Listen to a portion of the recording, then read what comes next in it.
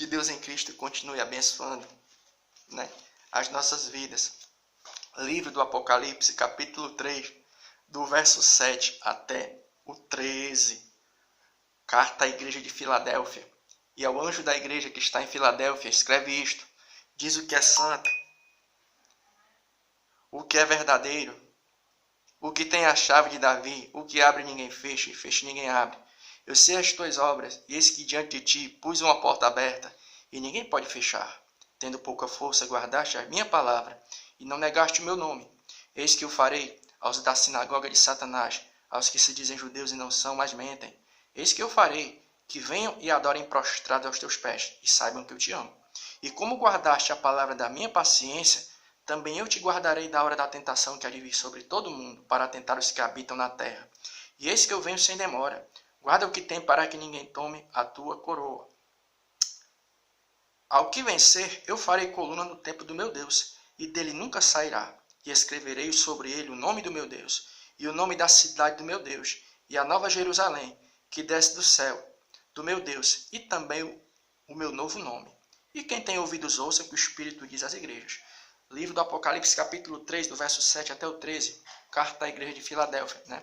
Então a gente sabe que logo aqui no livro do Apocalipse, logo no início, o Senhor Jesus Cristo, usando a pessoa de João, do apóstolo João, ele dá essa ordenância que João, ele, inspirado pelo Espírito Santo de Deus, escreva 7 cartas às chamadas 7 igrejas da Ásia. E uma dessas igrejas, do qual a gente fez referência agora, por intermédio da leitura, foi a igreja de Filadélfia, né?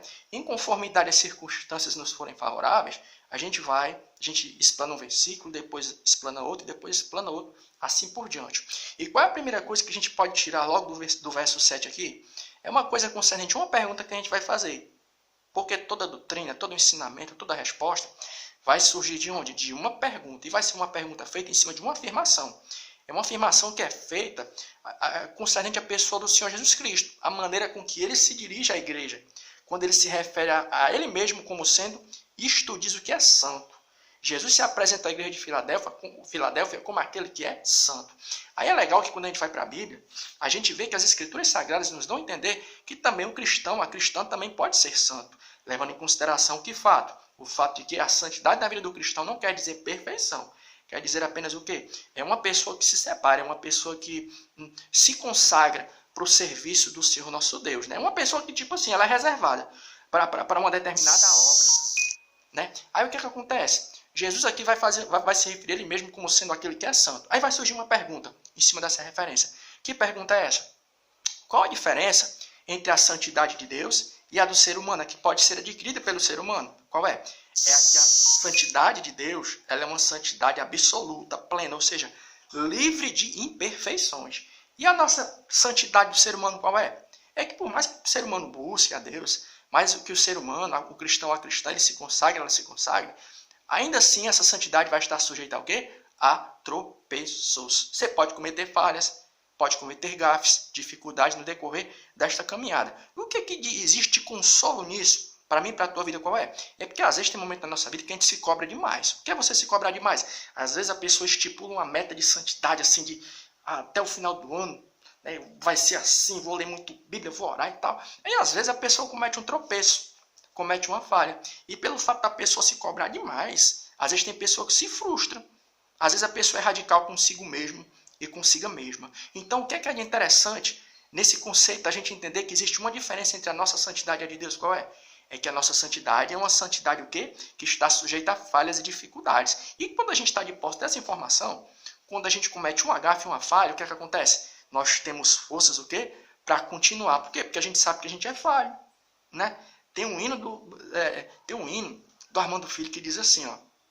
Uma vez, outra vez, vai em frente e tente um pouco mais. É legal esse louvor, né?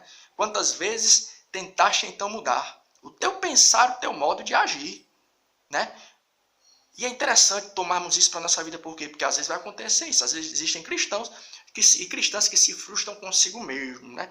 Mas é interessante a gente entender isso, que a nossa santidade é uma santidade que está sujeita ao quê? Falhas, dificuldades, a gente pode tropeçar. Mas se você está passando por isso essa manhã, que Deus em Cristo ele possa renovar as suas forças, porque as Escrituras nos dizem que o sangue de Jesus Cristo é que nos purifica de todo pecado. E a segunda coisa que a questão aqui, ó, o que é verdadeiro, né? Jesus também vai se referir a ele mesmo, além de ser aquele que é santo, é como aquele que é verdadeiro.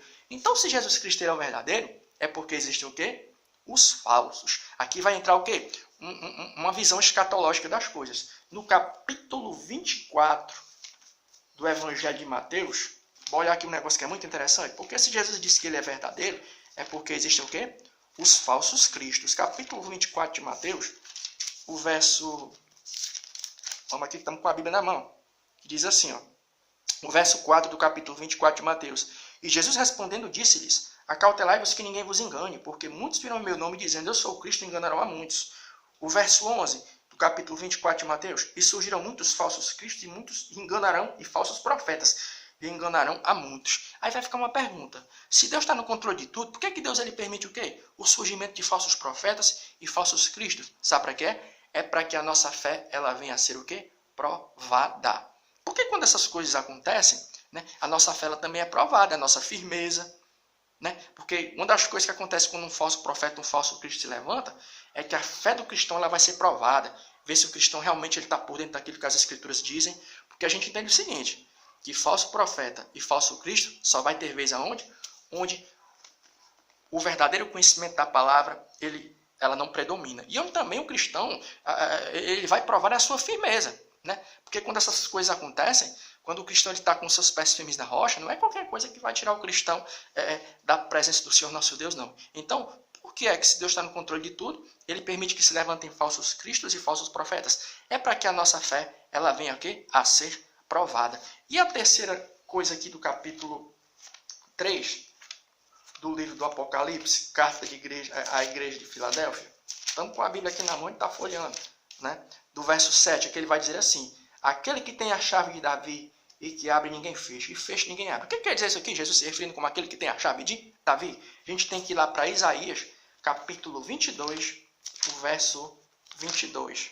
Isaías 22, o verso 22, que diz assim, ó. Isaías 22, verso 22. Eu porei a chave da casa de Davi sobre o seu ombro, e abrirá e ninguém fechará, e fechará e ninguém abrirá. Né? A gente entende aqui, ó, é que havia um rei que se chamava Ezequias. E ele tinha um mordomo, um serviçal que se chamava Eliaquim. Né? E Eliaquim era aquele que tinha a chave dos tesouros da casa de Ezequias. Ou seja, a chave dos tesouros do cofre de Ezequias estavam na mão de Eliaquim. Aí quando as escrituras nos dizem que Jesus Cristo... Porque é tipo assim, ó, da mesma maneira que Jesus Cristo ele diz assim, ó, eu tenho a chave de Davi e abre ninguém fecha, fecha ninguém abre, é como se ele estivesse fazendo uma comparação à situação de Eliaquim, que era o mordomo, um serviçal na casa do rei Ezequias, que da mesma maneira que só tinha acesso aos tesouros da casa do rei, Eliaquim que tinha a chave, da mesma maneira. Para você ter acesso aos tesouros do reino de Deus, você tem que passar por onde? Você tem que passar primeiro por aquele que tem a chave, que é a pessoa de Jesus Cristo. Deu para entender a comparação? Da mesma maneira que só podia ter acesso, só podia ter acesso aos tesouros do rei Ezequias, a pessoa que passava pelo serviçal, Eliaquim, da mesma maneira, só vai poder ter acesso aos tesouros do reino dos céus aquele que passa pela pessoa que tem a chave, que é a pessoa do Senhor Jesus Cristo. E quais são os tesouros do rei Ezequias? Era o que? Era ouro, prata, muita coisa. Né? E quais são os tesouros do reino dos céus? O primeiro qual é? Certeza de salvação. Né? Jesus Cristo é aquele que tem a chave. Ó. Da mesma maneira que Eliaquim tinha a chave dos tesouros do rei Ezequias, Jesus Cristo é aquele que tem as chaves do tesouro do reino dos céus. E qual é o maior tesouro do rei Ezequias? Qual era?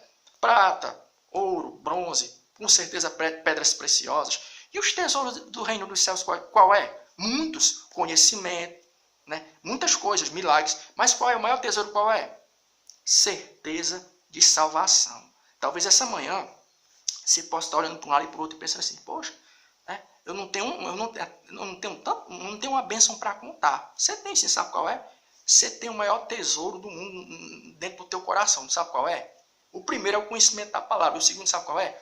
Certeza de salvação. Né? Porque assim a palavra de Deus nos assegura. Jesus Cristo é aquele que tem a chave do reino dos céus. Assim como Eliaquim era aquele que guardava a chave dos tesouros do rei Ezequias, Jesus Cristo é aquele que está com as chaves dos tesouros no reino dos céus. Assim nos assegura a palavra do Senhor nosso Deus.